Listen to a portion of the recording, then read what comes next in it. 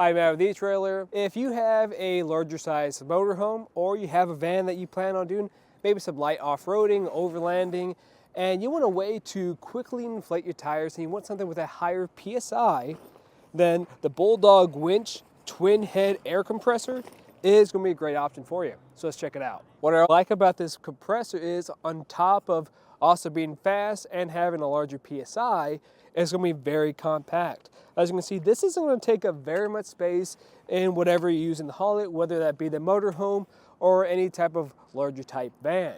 The biggest thing is you're pairing this up to the correct size tires. This is something that is recommended for 40 inches and plus size tires. So this is going to have a lot of bang for you. Now, if you are doing a lot of that more extreme off-roading where there's going to be a lot of jostling happening and this is going to be being moved quite a bit, I might recommend something more like the ARB air compressors. Reason being is they're going to come in a case that's going to help prevent them from getting damaged and they're going to last a longer time as opposed to something like this because we only have this lighter duty case to help protect it. But that's for those really extreme off-roading conditions. This will be great for most situations, especially if you have those larger tires. And speaking of that, we're really going to be focusing on how this is going to perform today. So I'll test it out, see how fast it takes the air up our tires. Afterwards, I'm going to move over to talk about some of the specs. And then finally, I'll give you my final thoughts on it. So you're going to have a couple parts that comes with your kit. So besides the bag, we're going to have the compressor. And then that's going to have your 29.5-foot hose that comes with it, and then the actual tire inflator itself. And the way we're just going to start off by doing things is get everything set up. So I'm going to put my cable to the side and start hooking up to this. You're just going to pull on this tab here, connect to the hose. Make sure you have a good connection by pulling on it. That feels pretty good. And then we'll come over to the tire inflator itself. Same thing on this side, putting that male end to the female end until we have a good connection. And now we can actually start hooking up to our vehicle. But the first thing you want to do is make sure you turn on your vehicle to make sure you don't drain your battery. Now I'm just going to go ahead and start making my connections. After that, I'm just going to go down to the compressor and just make sure we are getting power. I can tell I have power because I can actually see we have some zeros popping up on the screen. It's pretty hard to tell because the sun is pretty bright today. When you are using this, you might have to get pretty close to be actually able to tell. But from here, we can actually set what our maximum pressure is going to be because it actually has a safety feature put in here so you don't overinflate your tires. The way you do that, you just come over to this plus sign, that you have a minus sign too, so you can even lower it too. And this is going to raise it to wherever I need it to be.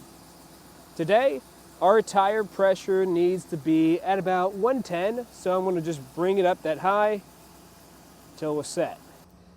Now I'm going to air up my rear tire, and as you can see, we do have plenty of length we have today.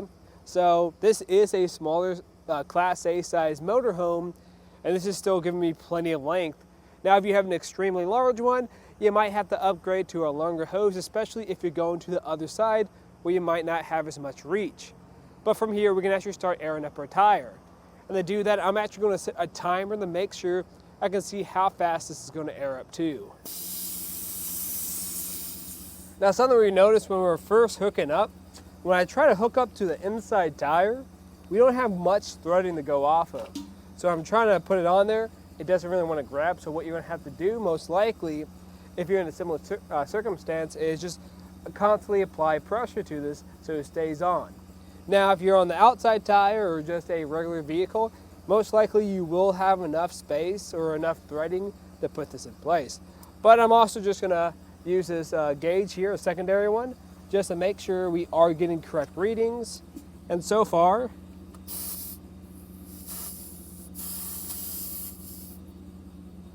this is looking pretty spot on. So it's matching everything else that we have, so the readings are good and we can actually start inflating this now. We just finished airing up our tire. Now we'll have a few things to say.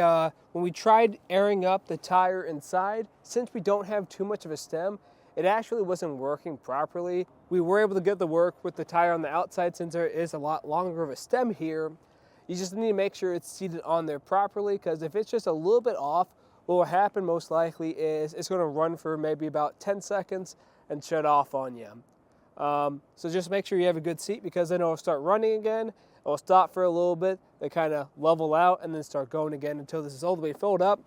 And we aired this up by about 10 psi till we got to about 90, and that took about 30 seconds, which is really good for tires this size.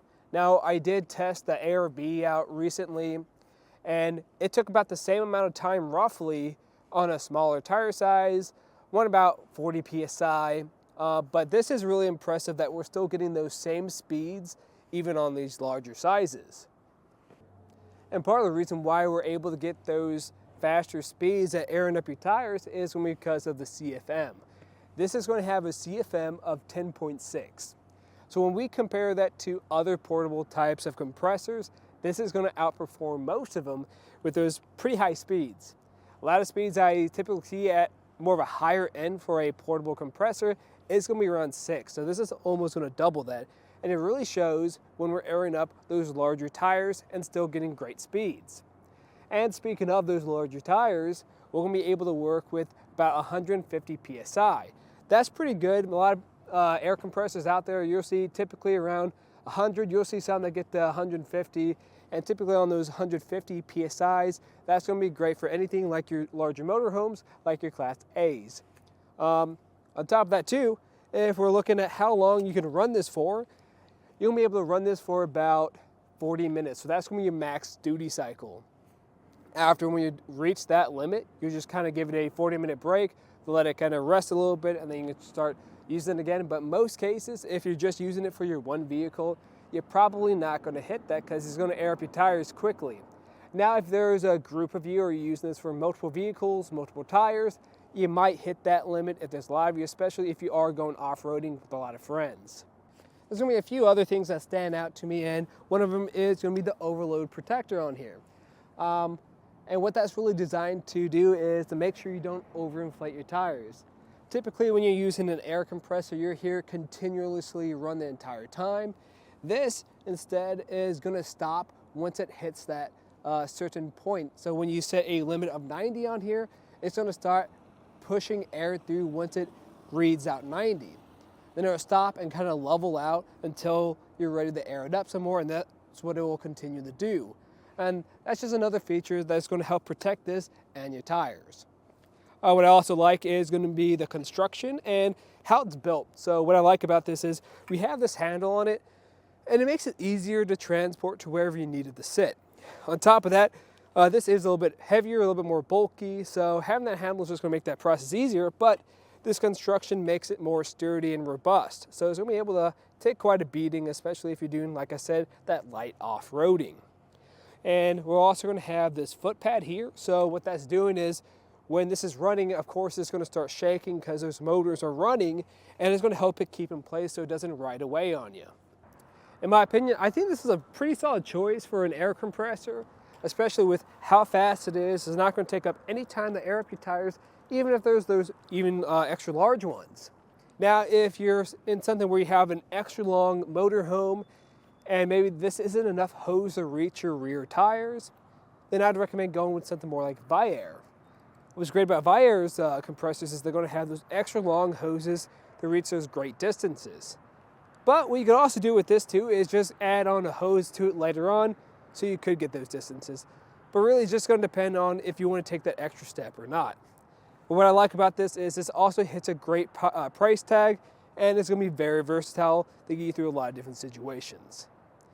But this is just a look at the Bulldog Winch twin head air compressor. I'm Matt. Thanks for watching.